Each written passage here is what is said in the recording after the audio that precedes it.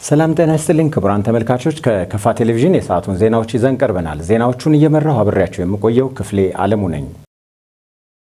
የመንግስትን ስራዎች ለማሳለጥ የጠራ የእቅድ ዝግጅትና የሪፖርት ስርዓትን መከተል የግድ መሆኑን የከፋ ዞን ፋይናንስና ኢኮኖሚ ልማት መምሪያ አስታወቀ።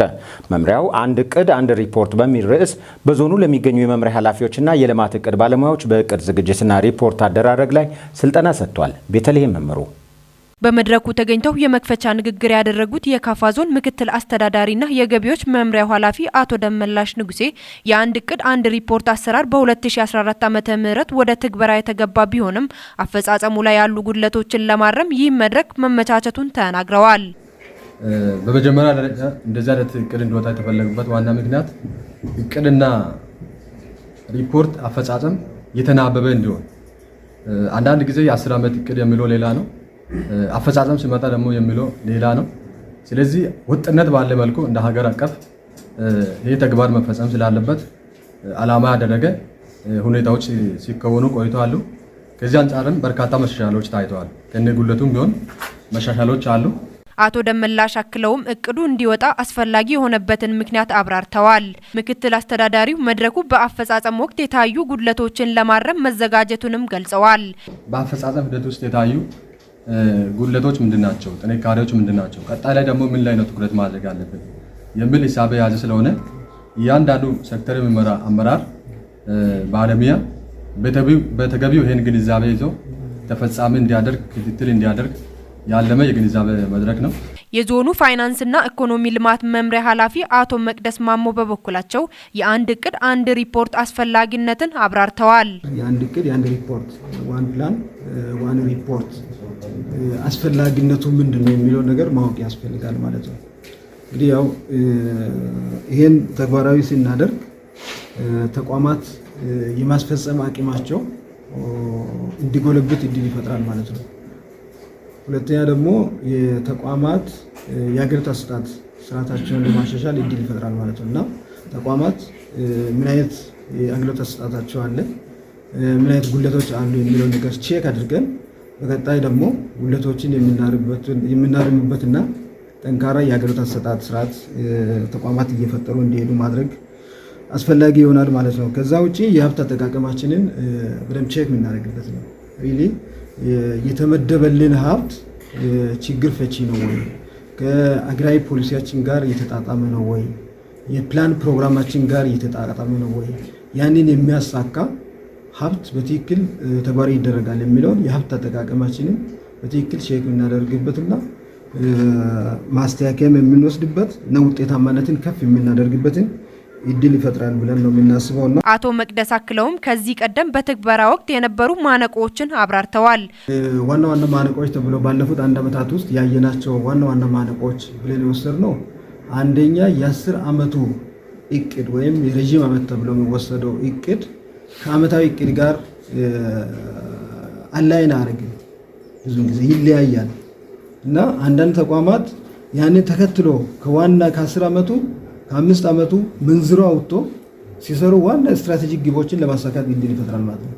ያንን ታሳቢ ሳያደርጉ ደግሞ በዘፈቀድ የሚታቀዱ እቅዶች ከመኖራቸው ጋር ተያይዞ በግምገማችን በክትትልና ግብረ መልስ ወቅት ያገኘነው አንዱ ችግር ተብሎ የሚወሰደው የዚህን አዲሱን ስርዓት ያለመጣጣም ፕላኖች እቅዶች ያለመጣጣም ችግር እንዳለ ለማየት ተሞክሯል ብለን ነው የወሰድነው።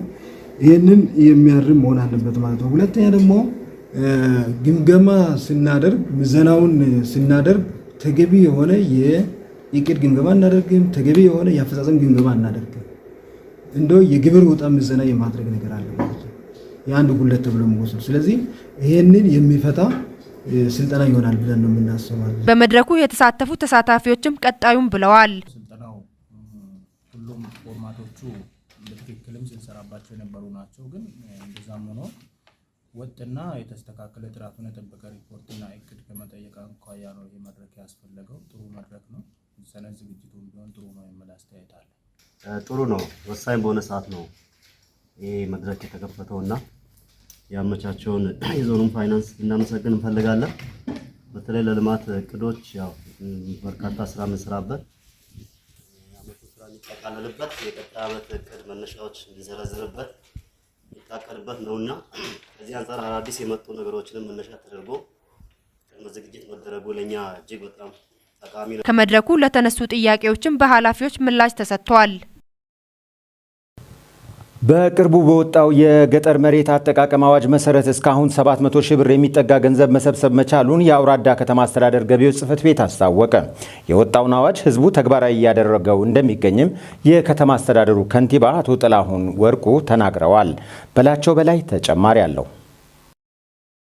መንግስት ያወጣውን የገጠር መሬት አጠቃቀም አዋጅ መሰረት በማድረግ እስካሁን 700 ሺህ ብር የሚጠጋ ገንዘብ መሰብሰብ መቻሉን የአውራዳ ከተማ አስተዳደር ገቢዎች ጽሕፈት ቤት ኃላፊ አቶ ደስታ ፍስሐ አብራርተዋል። አጠቃላይ ካሉ ከተሞች ሰርተፊኬት በመስጠት ቀድመን ማስፋፊያ የሰራን እኛ የኛው ከተማ ነው። ከ400 በላይ ሰዎችን ሰርተፊኬት በመስጠት ህጋዊ አድርገናል። አሁን እየሰራን ያለ ነው። እስካሁን ድረስ በነገራችን ላይ ከ700 ሺህ ብር በላይ የለቀምንበት ሁኔታ ነው ያለው። ተሳታፊ ወደ ከ160 በላይ በከተማ ዙሪያ ያሉ በማስፋፊያ የሚገኙ ይዞታ ያላቸውን ባለይዞታዎች ከ700 ሺህ ብር በላይ ዙሪያን የሚለቀምንበት ሁኔታ አለ። አሁንም ተግባሩ እየቀጠለ ያለበት ሁኔታ። አሁን ዛሬ በርካታ ገንዘቦች በየሳይቱ ብንሄድ ሰዎቹ ገንዘብ እየሰበሰቡ ነው ያሉት።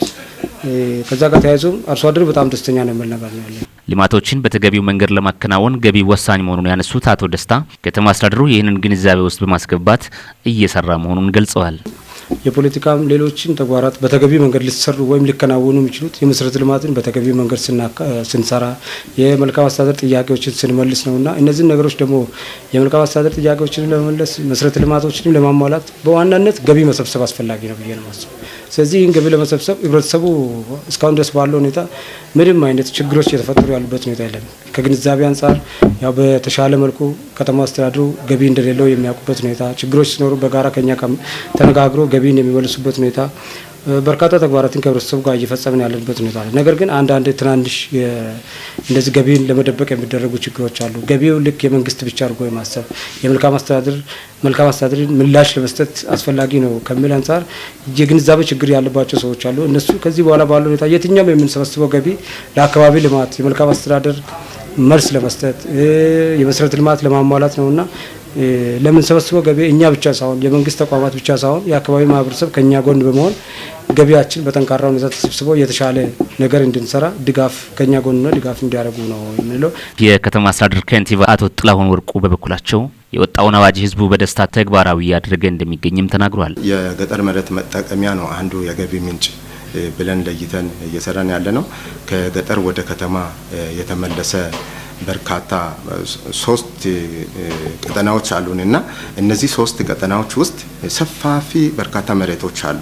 እነዚህን መሬቶች ደግሞ አርሶ አደሩ የኔ ነው ብሎ አምኖ ግብር ከፍሎ እኛም መሰብሰብ የሚገባንን ገቢ ሰብስበን በአግባቡ መሰረተ ልማት እንድንሰራ ዘንድ ቅድሚያ የመረጃ ልየታ ስራን የሰራ ነው። በግብርና ባለሙያ በገቢ ባለሙያ ከተወጣጣ ቲም የቀጠና አስተዳደሮችን አድርገን መሬት ላይ ምን አለ፣ ከጫት ምን ያክል ገቢ እንደሚሰበሰብ፣ ከባርዛፍ ምን ያክል ይሰበሰባል፣ ምን ያክል ሄክታር ባርዛፍ አለ፣ ምን ያክል ካሬ ሜትር ጫት አለ የሚል መረጃ ልየታ ስራ በስፋት ተሰርቷል። መረጃ ልየታ ስራውን በዚህ በ2 ቀን ውስጥ ጨርሰን ዛሬ ላይ የገቢ ግብር የማሰባሰብ ስራ ጀምረናል ማለት ነው። ስለዚህ አሁንም ቢሆን ያው ከሰበሰብነው አነሰን በዛም የተወሰነ መሰረተ ልማት እየገነባን መሆኑን ማህበረሰባችን ግብር ከፋዩ አውቆ መክፈል የሚገባውን ግብር በወቅቱ መጥቶ መክፈል መቻል አለበት። አሁን የቀረን ቀን እጅግ በጣም አጭር ስለሆነ በዚህ በ30-35 ቀናት ውስጥ የጣራና ግድግዳም የሊዝ ውዝፍም የገጠር መሬት መጠቀሚያ ገቢ ግብርን በአስቸኳይ ፈጥኖ ማለቅ መቻል አለበት በሚል የአመራር ስምሪት አድርገን አመራሩ ሙሉ ጊዜውን ያው እዛ ቀጠና ላይ ሆኖ የገቢ አሰባሰብ ተግባርን ብቻ በልዩ ሁኔታ እንዲመራ ብለን እየሰራን ያለንበት ሁኔታ ስላለ ግብር ከፋዩ ማህበረሰባችንም የሚከፍለው ግብር ያልተገባ ቦታ ላይ እየዋለ አይደለም፣ ለመሰረተ ልማት ለልማት እየዋለ እስካለ ድረስ ፈጥኖ ገቢውን ገቢ እንዲያደርጉ የሚል መልእክት ለማስተላለፍ ነው። የከተማ አስተዳደሩ ጠቅላላ ዓመታዊ እቅድ 48 ሚሊዮን 151122 ብር ሲሆን 32 ሚሊዮን 748720 ብር እስካሁን መሰብሰቡን ያገኘነው መረጃ ያመላክታል። በተያዘው በጀት ዓመት ከ3.4 ሚሊዮን በላይ ችግኞችን ለመትከል ቅድመ ዝግጅት መደረጉን የዴቻ ወረዳ ግብርና አካባቢ ጥበቃና ህብረት ስራ ልማት ጽሕፈት ቤት አስታወቀ። በወረዳው ችግኝ መትከል ብቻ ሳይሆን የተተከለ ሁሉ መጽደቅ እንዲችል በትኩረት እየተሰራ መሆኑንም የወረዳው አስተዳዳሪ አቶ ወንዱ አደመ ተናግረዋል። ዘገባው የባልደረባችን በላቸው በላይ ነው። ባለፉት ዓመታት መንግስት ያስጀመረው አረንጓዴ አሻራ መርሃ ግብር በተያዘው ዓመትም የሚቀጥል ሲሆን ለዚህ መርሃ ግብር የሚሆን 3.4 ሚሊዮን ችግኝ ለመትከል መዘጋጀቱን የዴቻ ወረዳ ግብርና አካባቢ ጥበቃና ህብረት ስራ ጽሕፈት ቤት ኃላፊ አቶ ወንድም ወልዴ ተናግሯል። በአንድ በኩል ለምግብነት የሚያገለግል ፍራፍሬ ለምሳሌ አቮካዶ፣ ማንጎ፣ ሙዝ፣ በሌላ በኩል ደግሞ የአፈርና ውሃ ጥበቃን የሚሰራ ለአካባቢ አየር ንብረት ለውጥ መቋቋም ያለበት እነዚህን ችግኞች ሁሉ አንድ ላይ አድርገን መኖ ስራንም አንድ ላይ አድርገን ያው የጀመርንበት ነገር አለ። ተከላውንም ጀምረናል። እንደው አንድ በዚህ ሰሞን ከ2 እና 3 ቀን ውስጥ ይፋ ተደርጎ ላውንች የሚደረገው እንደተጠበቀው ነው። የሚተከልበት እየተከልን ያለው ነገርም አለ። ችግኞቹንም በሚመለከት የተለያዩ ችግኝ ከቅመማ ቅመም ጀምረን ነው ያዘጋጀ ነው። ያው ቅመማ ቅመም ኮሮሪማ በአካባቢያችን ከጫካ ግንጣዩን አመጥቶ ተክሎ ማጽደግን ነው እኛ ተወደረ ለመደው። በእርግጥ እኛ ከዚህ ደግሞ ወጣ አድርገን ኮሮሪማን የተሻለ ኮሮሪማ ዘርን ፍሬን በማምጣት ችግኝ ጣቢያ ላይ በማፍላት ወደ ፖሊ በማዛወር በፖሊ አዘጋጅተናል። ጥምዝ ደግሞ በዚህ ልክ እንደዚሁ ከጫካ ዝም ብሎ ተሸምጥጦ የሚለቀምና ለቅመማ ቅመምነት የሚጠቀሙት እንደም ለገበያ ምንጭም የሚጠቀሙት ነው። እሱንም ደግሞ በራይዞም ካቲንግ አመተን ወደ ፖሊ አዛውረን እሱም ለተከላ የደረሰበትና እየተተከለ ያለበትም ነገር አለ። ቀጣይም ተክለን የምንጨርሰው አለ። ከሱ ቡናም አንዱ አካል አድርገናል። ቡናም አለን። ከዚህ ከቡና እንደዚህ ያለ ፖሊና በፖሊ በብዛት በፖሊ የተዘጋጁትን ቡናዎችን ደግሞ የተመረጡ ምርትና ምርታማነታቸው በሪሰርች የተረጋገጡትን አመተን በተለያዩ ፕሮጀክትና በግለሰብ አርሶ አደር በተደራጁ ማህበራት ላይ አድርገን ስራውን እየሰራን እንገኛለን። ለዚህም ደግሞ ወረዳ ከፍተኛ ትኩረት በመስጠት የንቅናቄ መድረክ ፈጥረናል። ከመሄድ ጋር ከአረንጓዴ አሻራ ጋር አብሮ የሚሰሩትን ስራዎች አንድ አድርገን በወረዳ ደረጃ ከአንድ ሳምንት በፊት ንቅናቄ ተደርጓል። ይሄ ንቅናቄ ከተደረገ በኋላ ደግሞ የወረዳ አመራር በፊት ለፊት አስተባባሪዎች አማካኝነት ስምሪት ተሰጥቶ ተልዕኳቸውን ይዞ ይህን ስራ እያሰሩ ጉድጓድ ዝግጅትን ማስተከልን እየሰሩ ይገኛሉ። በወረዳው መትከል ብቻ ሳይሆን የተተከለውንም እንክብካቤ የተደረገ መሆኑን የዴቻ ወረዳ ዋና አስተዳዳሪ አቶ ወንዱ አደመ ተናግሯል። ዘርፉ ብዙ ጠቀሜታ ያላቸው ችግኞችን የተለያዩ የተዘጋጁ አሉ። እነዚህ የተዘጋጁትን ለመትከል አዘጋጅተናል። የተለያዩ የችግኝ አይነቶች ተዘጋጅተዋል። እነዚህ በአንድ ጀንበር የሚተከሉ ናቸው። እንደ አጠቃላይ 3.4 ሚሊዮን የአረንጓዴ አሻራ ችግኞችን አዘጋጅተናል። እነዚህንም ባሉን ባዘጋጀናቸው ቦታዎች ለመትከል ቅድመ ዝግጅታችን አጠናቀናል። እነዚህም ዘርፈ ብዙ ጠቀሜታ ያላቸው ችግኞች ተዘጋጅተዋል። እነዚህን ለመትከል ያዘጋጀናቸው ነገሮች አሉ።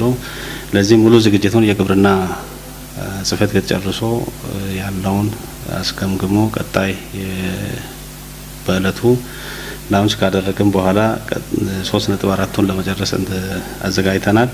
ከዚህ ባለፈ የ2015 ላይ የተከልነውን ስናይ ጽድቀት ደረጃው 98% ላይ ነው ያለውና እሱም በተሻለ ጽድቀት ደረጃ ላይ እንዳለ ገምግመናል። ይሄም የምንተክለው በተሻለ ሁኔታ እንዲሆን የማድረጉ ስራ ላይ በየደረጃው ተነጋግረን የቅድመ ዝግጅታችን ያጠናቀቅንበት ነው ሁኔታ ነው ያለው። የሕግ የበላይነት እንዲሰፍንና ተጠያቂነት እንዲኖር ተጨባጭ ችግሮችን በማንሳት መነጋገር ይገባል ሲሉ አፈጉባኤ ታገሰ ጫፎ ተናገሩ። ዘገባው የኢትዮጵያ ፕሬስ ድርጅት ነው። ብሩክታይት ብርሃኑ ተጨማሪ አላት።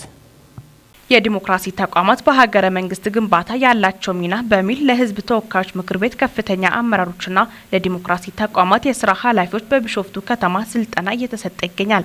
መርሃ ግብሩን ያስጀመሩት የህዝብ ተወካዮች ምክር ቤት አፈ ጉባኤ ታገሰ ጫፎ የህግ የበላይነት እንዲሰፍን፣ ተጠያቂነት እንዲኖር ተጨባጭ ችግሮችን በማንሳት መነጋገር ይገባል ብለዋል። ተቋማቱ ከምክር ቤቱ ጋር የግንኙነት መርሃ ግብሮች ቢኖራቸውም በዚህ መልኩ መሰባሰብ ለጋራ ግብ የጋራ መናበብ እንዲኖር ያስችላል ብለዋል። የተከናወኑ ተግባራትን በመገምገም ለቀጣይ ለማቀድ የሚጠቅም ውይይት እንደሆነ ተገልጿል።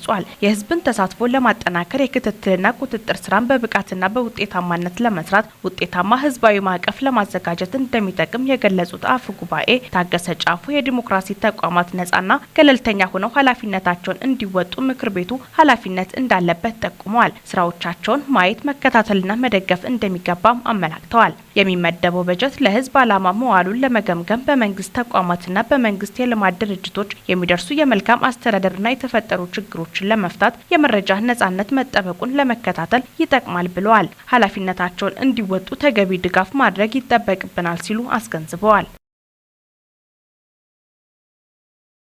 ከውጭ ወዳገኘነው ዜና ስናልፍ የቻይናዋ መንኮራኩር ሩቅ ከተባለው የጨረቃ ክፍል ናሙና ይዛ ወደ መሬት ጉዞ ጀመረች። የመንኮራኩሯ ከጨረቃ ናሙና ይዛ መነሳት ቻይና ከሩቅ የጨረቃ ክፍል ናሙና በማምጣት የመጀመሪያ ሀገር ለመሆን እንድትቀርብ አድርጓታል ተብሏል። ከቢቢሲ የተገኘው መረጃ ማርሸት ሰይፉ ያቀርበዋል። China has landed the latest blow in a renewed space race against the US. While NASA stalled on the launch pad, its opposition was landing a spacecraft. ቼንጅ 6 የተባለችው የቻይና መንኮራኩር ሩብ ከተባለው የጨረቃ ክፍል ናሙናዎችን ይዛ ወደ መሬት ጉዞ መጀመሯን የቻይና ብሔራዊ ስፔስ ኤጀንሲ አስታውቋል። ቼንጅ 6 የተባለችው የቻይና መንኮራኩር ሩብ ከተባለው የጨረቃ ክፍል ሉናር ሮክስ ወይም የድንጋይ ናሙናዎችን ይዛ ወደ መሬት ጉዞ መጀመሯን የቻይና ብሔራዊ ስፔስ ኤጀንሲ አስታውቋል። የመንኮራኩሯ ከጨረቃ ናሙና ይዛ መነሳት ቻይና ከሩቅ የጨረቃ ክፍል ናሙና በማምጣት የመጀመሪያ ሀገር ለመሆን እንድትቀርብ አድርጓታል። በሀገሪቱ ሰዓት አቆጣጠር ከጠዋቱ 7 ሰዓት ከ38 ጉዟን የጀመረችው መንኮራኩር በፈረንጆቹ ከሰኔ 1 እስከ 2 በተሳካ ሁኔታ ናሙናዎችን የመሰብሰብ ስራዋን አጠናቃለች። የቻይና ብሔራዊ ስፔስ ኤጀንሲ ባወጣው መግለጫ ቼንጅ 6 በጨረቃ የሩቅ ክፍል የነበረውን ሙቀት መቋቋም ችላለች። ቼንጅ 6 ከቅርብ የጨረቃ ክፍል ናሙና ይዛ ከመጣችው ቼንጅ 5 መንኮራኩር ጋር ሲነጻጸር ከመሬት ከሚደረግ ግንኙነት ውጪ ለመቆጣጠር አስቸጋሪ መሆኑን ኤጀንሲው ገልጿል። በዚህም ምክንያት መንኮራኩሯ ለምታደርገው ግንኙነት ባለፈው ሚያዝያ ወር ወደ ህዋ የተላከችውን ኪውኪያኦ 2 ሳተላይትን ተጠቅማለች። መንኮራኩሯ ከጨረቃ ገጹ ስር ያለ ናሙና ያወጣችው ድሪልና ሮቦቲክ ክንድ ተጠቅማ መሆኑን ሮይተርስ ሽዋንን ጠቅሶ ዘግቧል። መንኮራኩሯ ናሙና ከወሰደች በኋላ የቻይናን ሰንደቅ ዓላማ ለመጀመሪያ ጊዜ በጨረቃ የሩቅ ክፍል ላይ አውለብልባለች። ኤጀንሲው መንኮራኩሯ አሁን ላይ የጨረቃ ምህዋር ውስጥ እንደሆነችና ከሌላ መንኮራኩር ጋር እንደምትገናኝም ገልጿል። ናሙና የያዘችው መንኮራኩር ሰኔ 25 አካባቢ መሬት እንደምትደርስም ይጠበቃል ተብሏል። ክቡራን ተመልካቾች ከከፋ ቴሌቪዥን ለሰዓቱ ያዝናቸው ዜናዎቻችን የእስካሁኖቹ ነበሩ። ዜናዎቹን እየመራው አብሬያቸው የቆየሁት ክፍሌ ዓለሙ ነኝ። ቀሪ የጣቢያችን መሰናዶች ይቀጥላሉ። በእኔ በኩል ሰላም።